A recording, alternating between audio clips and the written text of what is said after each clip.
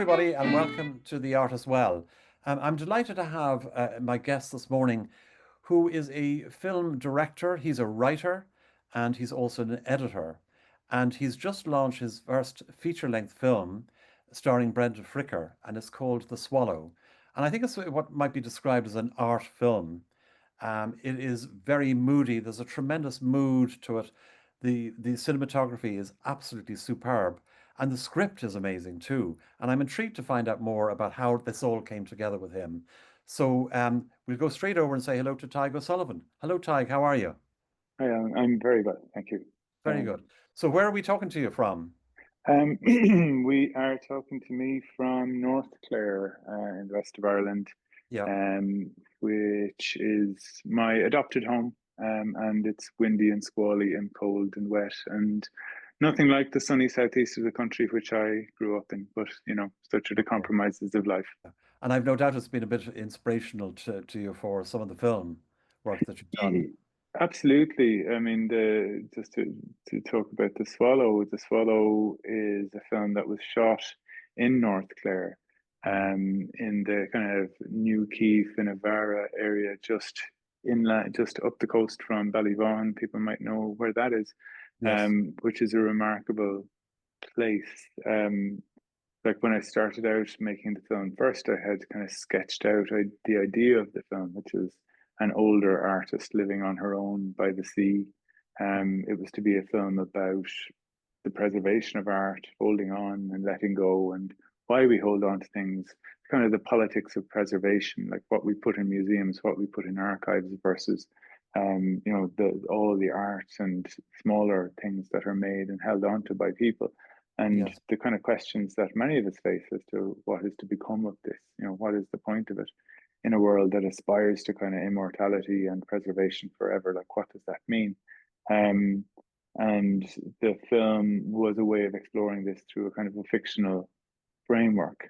But just to get back to the location, I was looking for a house that I wanted this artist to live beside the sea, because the rising sea is kind of Mm. the most immediate articulation of the kind of contingent nature of the future. Like, what's the point of preserving anything when the sea Mm. is coming up around us? So if I Yes. could place this artist right beside a rising sea, it would make this very acute. Um, I engaged a locations manager with the brief of finding me a house by the sea anywhere from West Cork to Donegal. Mm. He did not appreciate such a wide brief. And in the end, through my own social network in North Clare, I found this a most amazing site, most amazing house, which is surrounded on three sides by water with a tidal pool that comes right up around the house at high tide.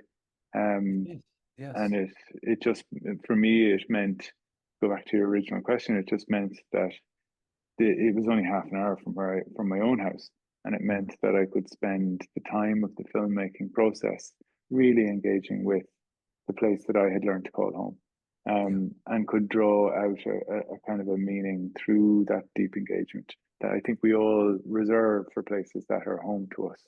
And Sure. it just, the sheer good fortune of that allowed me to kind of bring, I think, more to the engagement with the landscape than if he had found me some house in West Cork somewhere. Yeah.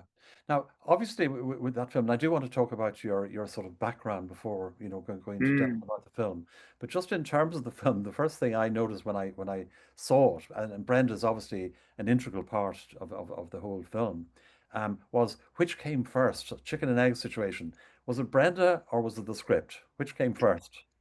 I suppose that, If you follow my meaning.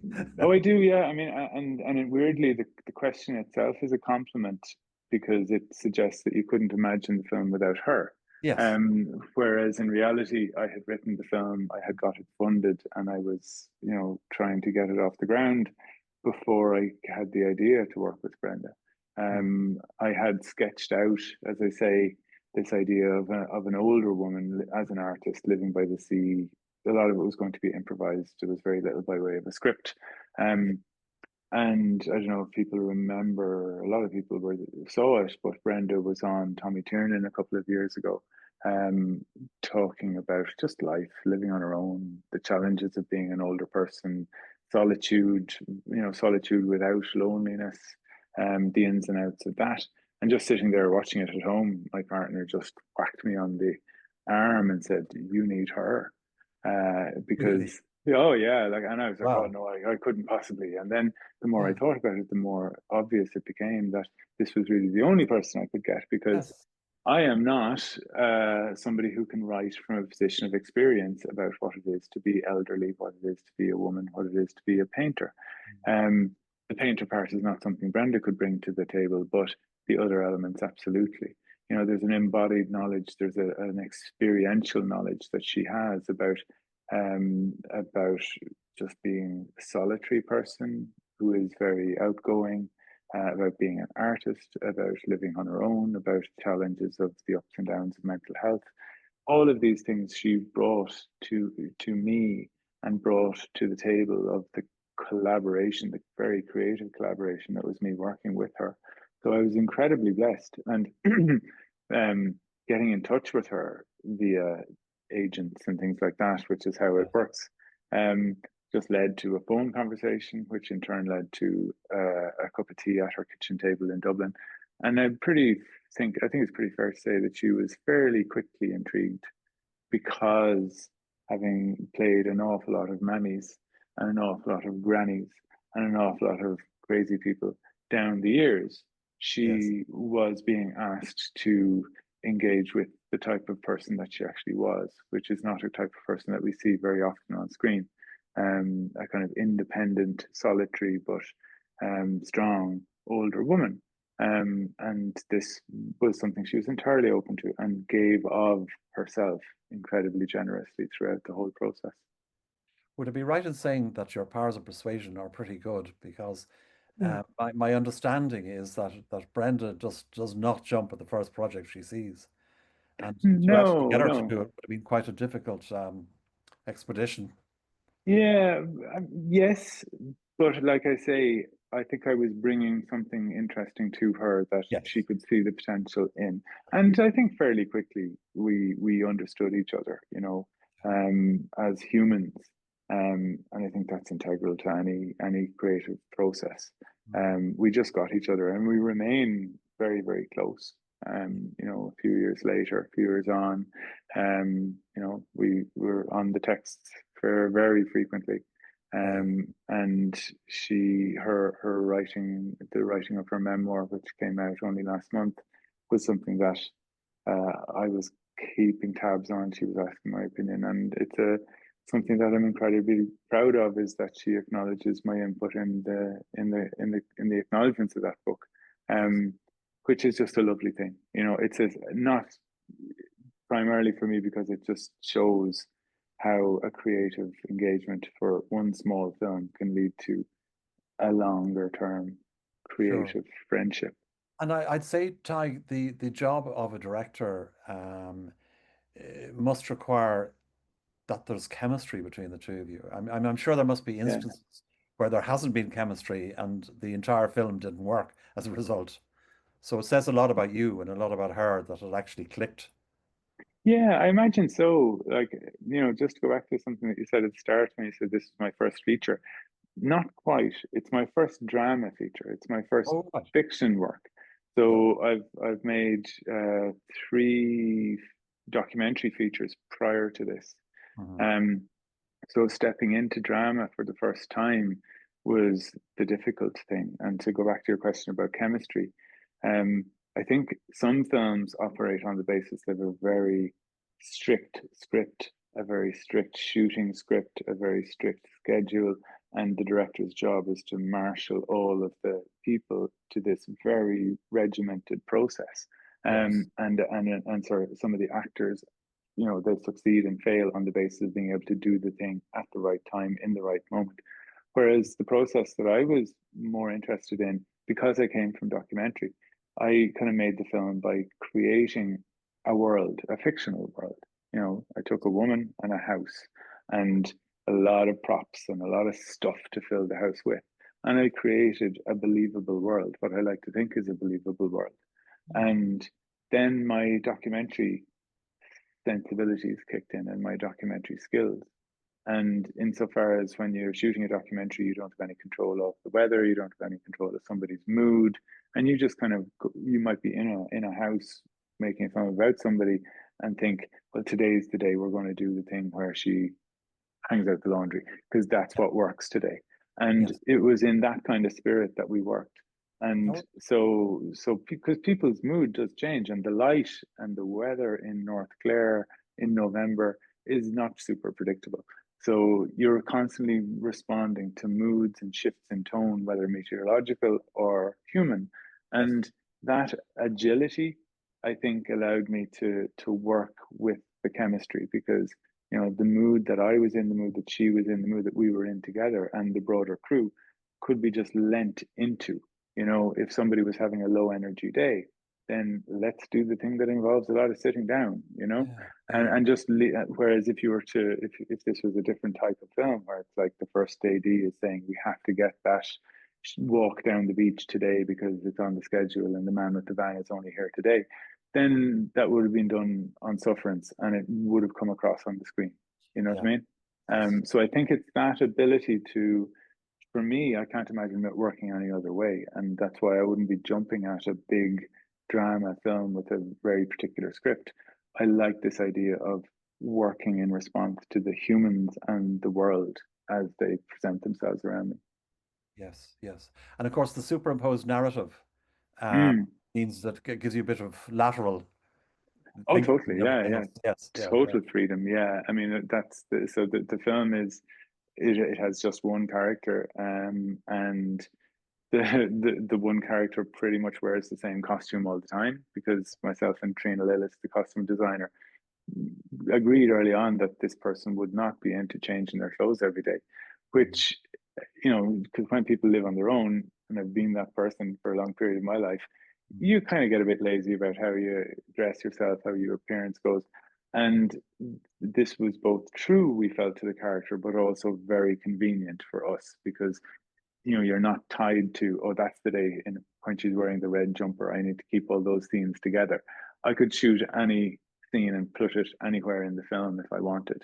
Yes. So I could construct in the edit a kind of a flow of the film out of the scenes that wasn't prisoner to continuity or to script. There was Yeah. no there's no major changes in the world of the film. There were no characters that came and went, so there was a real freedom in that. Yeah, Well, that's interesting because I'm a bit of a stickler on continuity. Not that I'm in the film business, I'm not. But as a yeah, viewer, it yeah, drives me crazy. I mean, we were watching Something Has to Give the other night in memory of Diane Keaton, yeah, which is very funny. I'm sure you're familiar with it. yeah. And we were just saying, look at his scarf when arrived in Paris. Uh-huh. 1 minute his scarf was down, next second Yeah, it was up, next second it was off. And yeah. we were just laughing our heads off. And I'm I sure know. a normal person wouldn't have noticed that at all, but I But did. you can also be sure that there were stand-up arguments in the edit suite about whether that was a Oh, valid thing really? to do or not, and that probably the editor was like, "No, Yeah. this is anathema." Um, Yes. but yeah, this you can tie yourself in knots, and I guess for me, this kind of cuts through to something fairly fundamental in what I do. Is I'm not interested in being super literal about anything. And if I can create scenarios by having one costume throughout, by not having continuity issues, then I can kind of leap over those Yeah. constraints, if you know what I mean. Because I think you can get incredibly bogged down I'm sure. in that kind of stuff, and it can become an incredible constraint to creativity. And somebody says, "Well, we can't have that scene there because he's not got his red jumper, or whatever." I know. Whereas the true meaning of the film would suggest that the scene does go there. You know. Yeah. So on that topic, I've noticed, and again, it's something that as a viewer, you're exposed to so many different moods, as I call them. But in terms of weather conditions, Mm, lighting, and sounds, there are so many. I get the impression that it's actually being filmed over a number of years. mm. Was that the intention, or is it not meant to be over a number of years? Do you know Uh, what I mean? I don't necessarily want to give away the truth, Oh no, but okay, yeah, uh, but the intention was to kind of give a sense of a slightly timeless period. yes, You yes, know, I mean, it's all broadly winter in that there's no leaves on the trees. It's cold, it's dark early, that kind of thing. Um, but it's a kind of an out of time. You know, I wanted to avoid the literal again as much as possible, and to not have people worry about that. That it kind of, in the same way as when you watch a play in the theatre, let's say a Marina Carr type yes, play, you know, at the Bog of Cats or something, you don't really care is it Wednesday or not. You mm, know, it operates in a world where Wednesday is not relevant. You yeah, know, yes, nobody cares what day of the week it is in a Beckett play. And that's kind of what I was striving for, you know. okay, And yeah, November in North Clare is an amazing time because even in the course of one day, you can get this huge diversity of weather. yes, You know, and I was blessed, you know, going back to the fact that I shot it close to where I live. And because we made the film on a very, very small budget with a very, very small crew, I was left with the task of cleaning the house out afterwards. We had to give it back the way we'd found it. So everybody else had gone off to other projects. I couldn't pay them to stay on, and I ended up having to like take out all the boxes of books and put back the curtains and all that. So I was driving over and back for a couple of weeks after we finished, but I would always have the camera in the car because I knew from experience that inevitably you'd be just driving over to pick up a box of books and the light would be just phenomenal on the water around the house, or the opposite, that it would be teeming with rain and you'd get some beautiful shot of a bird. yeah, So I was always ready to just respond. And I'd say probably 30% of the film was shot in that period mm, where I had the freedom of nobody caring where I was or what I was doing, and the eye to kind of capture these little moments of light and of clouds and of mountains and of the sea and that kind of thing. And it's a deep engagement. And I think, you know, your own practice as a visual artist, and a lot of people who might watch this will be coming from painting and that kind of thing. It is that ability to spend time with a landscape, which allows you to see how the light falls in just such a way. And then the next day when you're driving, you're like, if that sun comes just a little bit higher, I'm going to be ready for it. And and to be able to catch that. Um, so like that's really where the landscape itself could become a character in the film, you know? yeah, yeah, which I think it is. It's Mm. phenomenal. Ty, can I go back a good number of years to when you started out? How did you start out? Were you always into film, or what did you do after school? Like, um, I no, I mean, like, I suppose I grew up in rural Carlow, went to a school that was, you know, decently academic, but didn't have any art in it. There was neither art nor music nor theater nor any of those type things. And I don't think I ever met an artist until I was probably in my 20s. You know, it just art and filmmaking, theater making. I never met anybody for whom that was a life. You know what I mean? So okay, it would never have occurred to me to imagine that I could work in the arts because yes, it'd be like saying I'm going to work in professional horse racing or something. You know what I mean? yeah, It just wasn't part of my world. yeah, Um, and I studied engineering at UCD, just because that's what you do when you're a guy who's good at maths and things, and your mammy wants you to get a proper career. yeah, Uh, and, uh, but I'd always been interested in film. Film was kind of where I went to, like, for my imaginative engagement and my world, like just film and music were my things as a teenager and growing up. So I just I fell in with a job in Galway just out of university, which was to work as a technician in the film school there. yeah. I slightly blagged my way into it on the basis that, well, I'm an engineer, you know, it's engineering, I know how to work a technical. camera. I didn't. I'd never seen, you know, I didn't have a clue. but like I Yeah. was just these cables, and I'm like, what the hell is this? But I kind of weaseled my way into the job. I must have gone back to what you said about being very persuasive. Maybe you were more insightful there than I gave you credit for, because that Thank you. worked. Yes. Yeah. And I found myself for a couple of years in this amazing crucible of creativity, because within the Galway film world, you had Bob Quinn was over there, Pat Collins was over there, like people were making films. Colin Stapleton became a friend. Frank Stapleton would meet, and you'd go to the Galway Film Fleadh every year. You'd get a pass, or somebody would ask you to do technical. I became good at the job, I should add. Like I Yes. became good at the job very quickly. I wasn't. I bagged at the start, but I earned my place there. Um, and then I taught myself to edit because at night I had the keys to the edit suites. Edit suites back then were very expensive things to access. So I taught myself how to do that, and then could offer my services with edit suites to people who wanted to make music videos, things like that, and became pretty proficient at editing. And that kind of began a long career then, where freelance editing became making my own work, became sound design, became all these tasks. So the reason I do all of the things myself is because at different points I was broke enough to go, I can't afford to pay somebody to do that. I'll figure it out myself, and Yeah. then did. Yeah.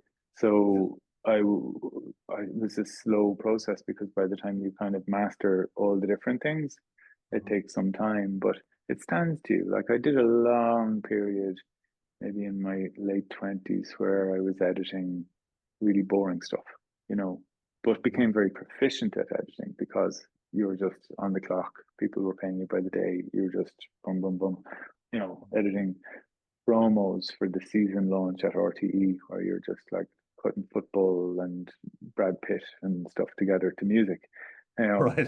a blur track or something. But you became very good at it, and Yes.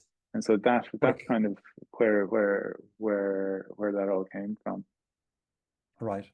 And I mean, would you consider your particular proficiency in writing rather than filmmaking? I mean, I know that's terribly important in the mix, Yeah, but are you no, first and foremost a writer? not at all. No, again, No. I think maybe it's a country person's misplaced humility. Um, Documentary is very attractive to somebody like me because you can just stand back and go, I'm not creating anything here. I'm merely refracting reality Yes. and then representing it in an interesting way to the world. Mhm. But it's not, I'm not saying anything, don't have a go at me. It's just Yeah. that, and so documentary is attractive for that reason. Yes. Whereas a more forward person might say, well, I'm going to dream up an entire world and I'm going to get money for it and I'm going to show it to you and you're going to be interested. That to me is almost anathema. It's like, who would care what I have to say?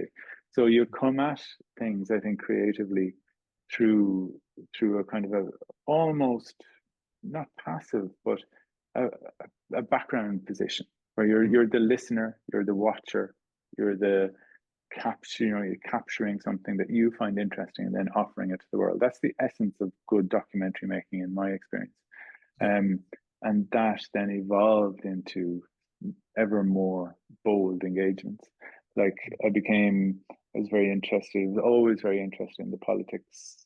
A lot of my work is very political, but I was always very interested in Israel, Palestine, and made a film in that part of the world about a television station in Ramallah for Al Jazeera Yes. 18 years ago, 15 years ago, I can't remember.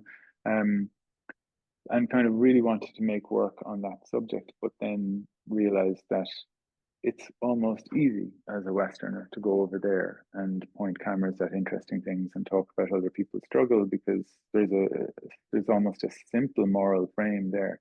I believe it is quite simple. Um, Whereas it's harder to interrogate our own position in Europe.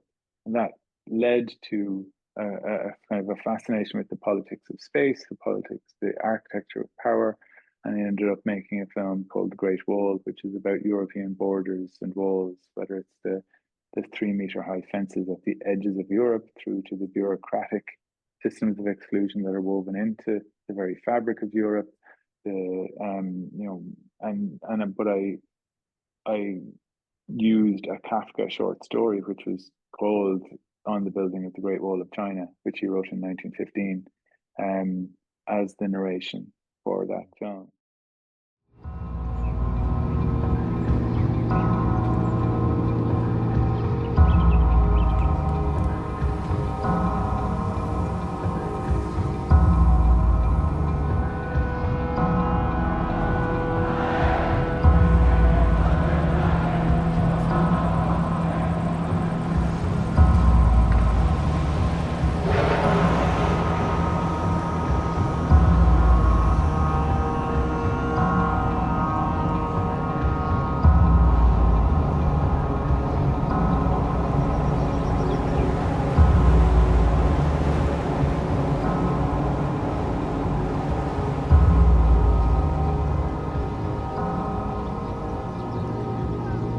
Die Mauer sollte zum Schutz für die Jahrhunderte werden.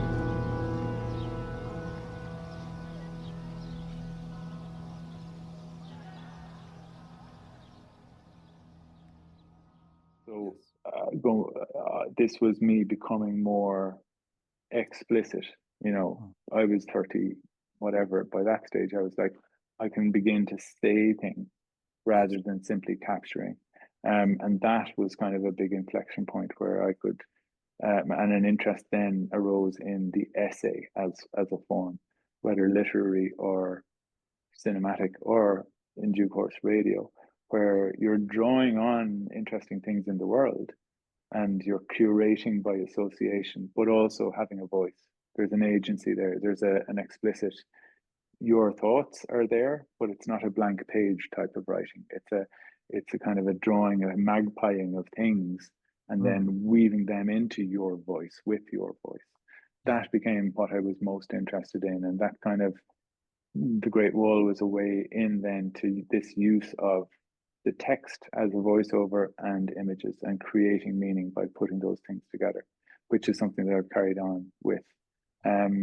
So the writing, the actual blank page Word document, me writing my own words, has only emerged in the last couple of years. That's all Do very do you new. feel a little more exposed when you're Oh doing yeah. that? Oh Yeah, God, yeah, yeah, yeah, yeah. I mean, you could always have an excuse when you're a documentary maker. It's that's like, it. well, Yeah, the guy didn't do the thing, or the sun went down, and what am I to do? And we got what we could. sure. Whereas Yeah, when it when it's or Kafka didn't write that very well. So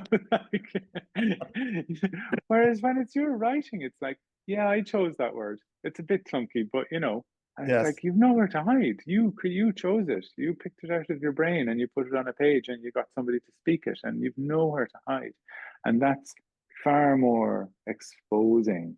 But I guess just in the slow arc of confidence building for me as the humble bogman from Carlow, I think I'm at a point now where I have a little bit of confidence about having something to say. So being able to put my words out there, I make these little radio essays for Lyric FM periodically. There's a strand of them which is just my voice. It's just me writing 1,500 words, speaking it, and weaving it into sound. I really enjoy that. I really enjoy that as a is medium this a for regular series, Tadhg, or it's I would call it an occasional series. occasional? It goes out on Culture File. It's been on hiatus for the last couple of months because I'm doing something else for them at the moment. But um, it's called The Cloud of Unknowing, and it's about on the broad topic of not knowing things, Yeah, and the limits of our knowledge and the knowable. But I really enjoy that because it's like, yeah, I have things to say, and it's okay to say them in a way that isn't. I mean, the fact that it's about not knowing in itself kind of offsets the arrogance of going on the radio to talk about the world. It's me going on the radio to talk about the world and what we don't know about it. So yeah. it's the opposite, I would hope, of a kind of an arrogant splurge. It's me going on the radio talking about what I don't know and what I can't know, which I think is a really fascinating topic in this day of, everybody knowing everything. Absolutely, yeah. You alluded to a thing earlier on there, Tig, about how you felt you could approach subjects in foreign countries Mm, a lot easier than you could at home. And it mm, just reminded me immediately of Brian Maguire, the Irish artist, yeah. who does exactly the same. And I remember him saying to me, would you not topic, or I said to him, would you not cover some Irish political topics? Mm, And he said, oh no, that's too close to home. I couldn't possibly do yeah. that. You Yeah. know, Yeah. same sort of Yeah. idea you were saying. Yeah. It's tricky, but I think we have to. I think, and that's like the Great Wall. I felt was a really important film to make, because I think it becomes quite easy to critique far away Yeah, political institutions far away. It's very easy to point the finger at Trump now. yeah, Everybody can do that. That's the easiest thing in the world. yes, Um, Whereas it's far more important for us, it's far more urgent for us to engage with our own political landscape and to critique it. yes. Um, it doesn't happen very often, certainly not in the realm of film. Maybe film is a difficult medium for that now, but I think that's maybe another day's conversation. Yeah, absolutely, absolutely. Okay. There's another film that you made called To the Moon. Yeah. Can you explain a little bit about that? Yeah, so following on from the Great Wall ultimately was about the power to exclude, the power to keep away, keep certain people away, to divide, um, and the use of architecture and other systems of power to kind of disunify people. And it was a difficult film to make. It was a psychologically quite a hard film to make because you're going to the margins, the very margins of Europe, and seeing some pretty hard stuff and living, people spending time with people living extremely difficult lives. And I think on some psychological basis, I wanted to make something that was the opposite of that. And without realizing at the time, what I alighted on was the moon, and the moon as a kind of a unifying force for all of humanity. There's not a single human, alive or dead, who hasn't some consciousness of the moon. Yes. And assuming that they have their visual faculties about them, doesn't understand the power and beauty of moonlight. And that's not just, people around the world now, it's literally every human who's ever walked.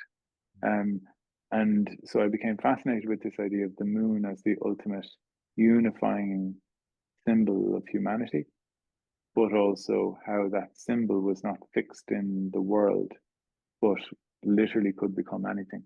Because the moon has the power to mean anything to anybody. It's the ultimate, it's like the original cinema screen, this silver thing hanging in the sky onto which we as humans project ideas about love, about death, about immortality, about rebirth, about witches, about werewolves, whatever you like. And so the film then became something that explored all of this by taking pretty much the entire history of cinema from all over the world and Yes. working with archives literally all over the world and going, what have you got that's got the moon in it?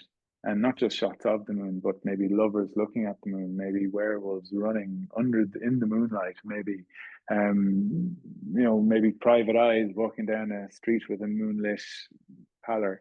Um, and so gathering all this material in and then weaving a kind of an essay Yeah. based on the kind of the lunar cycle. So it starts with full moons, it moves through the waning moon. It has a section in the middle that has no moons at all because it's the new moon, and then it builds back up and ends with the full moon. And each phase of the moon has a different theme. So the full moon at the beginning is all about love. The waxing crescent moon that reemerges after the new moon's disappearance is about rebirth and fertility. So the film is kind of a wander through the moonlit night of Maybe the we could human have, imagination. yeah, maybe we could have a short clip of that.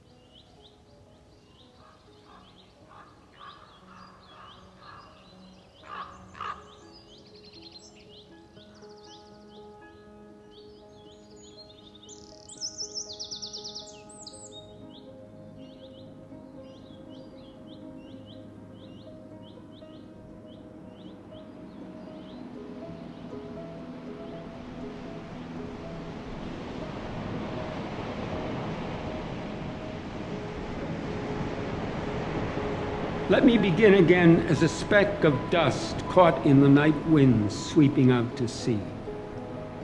Let me begin this time knowing the world is salt water and dark clouds. The world is grinding and sighing all night, and dawn comes slowly and changes nothing. Let me go back to land after a lifetime of going nowhere.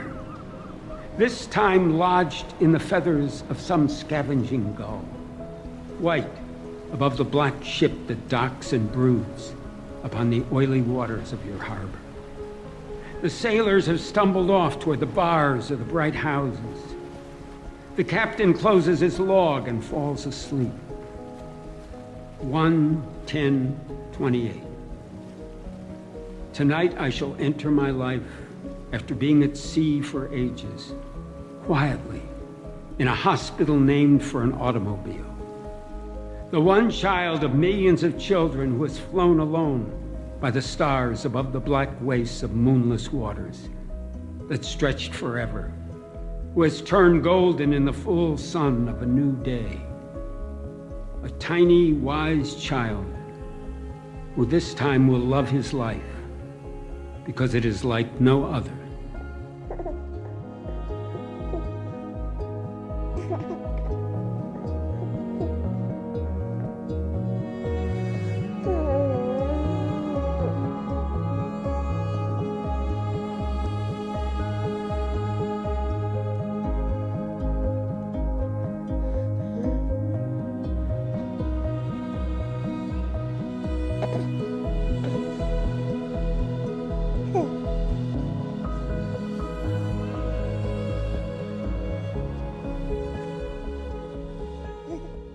Okay, so listen, that was lovely to see. And how can people see the full version of that now, Tadhg? If they're in Ireland, they can go to the IFI at home and see either of those two films, The Great Wall or To the Moon. Very good. Okay, and The Swallow. Where can they see that? They move quickly, they might catch it in the cinema. It's been out since this 19th of September. It had 3 weeks in the IFI, which are now finished, but it's on in Cork. I'm in Cork tomorrow at the Triskel doing a Q&A with it at 4:00. And it'll run on for a couple of more days in the Triskel after that. And then it will be around various art centres in the new year. So it'll be on in the Watergate in Kilkenny, it'll be on in Sheem Satira in Tralee, places like that. It'll be on in my own native Carlow on the 16th of November, with me doing a Q&A. So it's out there. It's still doing the rounds. Fantastic. That's great. Look, I wish you every success with that. So can I just finish on that? Because the writing, in my humble opinion, I'm no critic, but I found it very, very moving, extremely moving. And I just thought to myself, how can the one person actually write this, then film it, then edit it? I mean, it's an extraordinary feat. Were you pleased with it, and what sort of responses are you getting? The response is really good. Like it's a small film, and I think people who like it really like it, and I think that's fine with me. Without spoiling the film for anybody who hasn't seen it, there's an essential part of the film is this painter wondering what the purpose of her art is. She's a painter whose house is full of these unfinished canvases, and she's not sure what to do with them as she approaches the kind of autumn of her life. And she kind of comes to the conclusion that the purpose of art is to take something, a moment in the world, to articulate it on a canvas through her own craft, and to then offer it to the world. And if one person connects with her through that offering, then it will have been worth it. And I genuinely believe that. And in a way, the film served the purpose for me to work that out, to work out what is my own relationship with art. Why do I do what I do? There are more lucrative ways for somebody with an engineering degree to make a living than this crack. So why? And that, what she says in the film is the truth that I arrived at for myself. I genuinely believe that if I can make a work and I can offer it, and somebody can connect with it and feel truth and meaning in that, then that will have served its purpose for me. So how people are connecting with it, I don't care. If there's a few people for whom they get that, it will have done its job. And I feel incredibly privileged to be in a position where the Arts Council, in this instance, allowed me to do this, and where Brenda Fricker and Tim Devine and Fergal Ward and all the other people who worked on it with me supported me in doing it. It's a real privilege. Yeah. You mentioned Tim Devine there, and I noticed that you've credited him in memoriam at the end of the film. Can you tell me just a little bit about his involvement? Sure. Yeah, Tim was an art director, so they're the people who look after the set, I suppose, and you know what everything looks like in front of the camera. So Tim was the person. Normally you'd come with a team of people, but it was largely him and one or two other people who helped him, who came in and took this house, which a man was living in. It was his normal home, stripped everything out, and then we together created this woman's believable home, you know, which in the world of the film she had lived in probably since she was born. So it had to have a deep, deep lived in feeling. Tim was amazing at work at doing that. You know, he was a very unusual mixture of pragmatic, no nonsense, professionalism with profoundly patient artistry and a really beautiful eye. So it just created this world for me and would send me, you know, we worked together for a couple of weeks before the start of the film, then through the film. Bob was sending me, you know, WhatsApp images at 12 o'clock at night of Louise Bourgeois' studio going, is this the kind of vibe you're looking for? And I was like, Really? 100%, yes. And then the next day he'd send me a photograph of a chair in a, you know, antique store in Tuam and go, this chair is amazing. I think so. Do you think so? And I was absolutely, and that chair then gets bought and placed in. So he was just a brilliant, brilliant person to be with. And I think I've said this before in a bit of writing about him, that you can become collaborating on art, and this goes back to the Brenda thing as well. Collaborating on art with somebody is a very quick way and brilliant way to become close to people, because you sit around all day talking about what you find beautiful, what you find moving. You know, in a normal social framework, you might arrive at that point after 2 or 3 years if you're lucky. Whereas, you know, you're sitting around saying, that really moves me, that really, I find that beautiful. Like these kinds of, it's a shortcut to becoming quite intimate with people. Sure. And it's really, it can be a really beautiful thing. And I was lucky enough, because I didn't know at the time that we only had Tim for a little while more, you know, and I was lucky enough that we clicked and that we had that sort of fast forwarding of closeness that I feel we had. Because within a year of shooting the film, he had died at the terribly young age of 34. He had an issue with his heart, which nobody knew about. And that was that. So So, sorry to hear that. That's terrible. I yeah, wasn't familiar at all, other than I saw I the know it's yeah. a really shocking thing. And but I was in Ballyvaughan a few nights ago. I had a screening of the film for, you know, the local. It was the local sort of screening for the area in which the film was shot. Yes. And it was free, and we just kind of wanted people locally to come along. And Tim's sister Melanie came along, and that was a really beautiful thing, because it's been so hard for that family. But I think they appreciate seeing a work that has so much of him in it, that itself is about the power of art to connect. Yeah. You know, so it kind of articulates the very ideas that they may be finding useful, while also being a kind of a testament to his skills. So it's a funny thing. It's kind of how the ideas that I thought were abstract and merely interesting to me have come through the film to be very meaningful and concrete in my life. Do you know what I mean? And that's maybe what art can do. Absolutely. And I think as well, somewhere in the film is mentioned, and I'm not sure in what context exactly, but it said beauty will live on Yeah, somewhere in the script. I think it yeah, says, yeah. and it's a nice memorial for him, I guess, Yeah. to be associated with your film. Yeah. Mm. Okay. Listen, I wish you every success. We're going to end with a few clips Mm. that are chosen by your good self of the film without giving anything away, because there's a million and one questions I'd like to ask you, but I'm fearful that it will actually destroy people's experience of the film if we give away too much, and that wouldn't be right. But I let you choose the elements that you'd like to show, Yeah. and any plans for the future time before we go?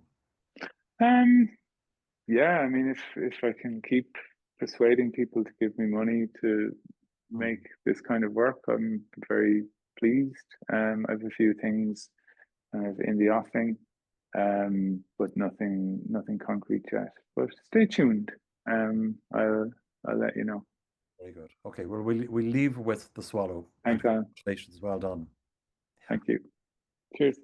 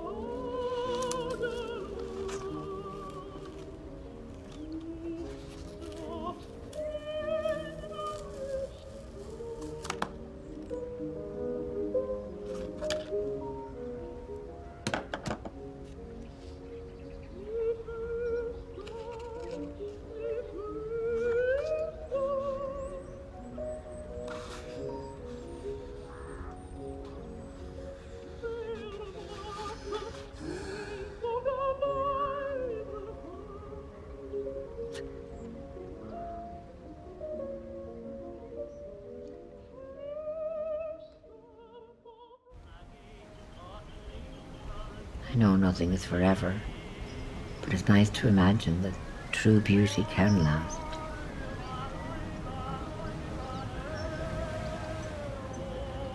Like ancient light from faded stars, small immortalities.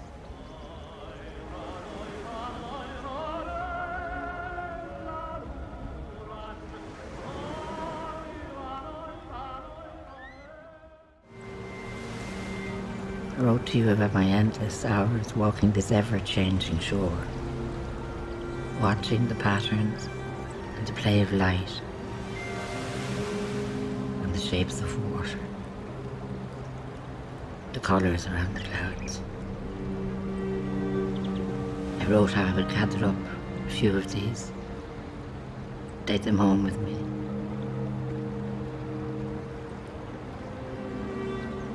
Small moments at a time, kept so they wouldn't be lost.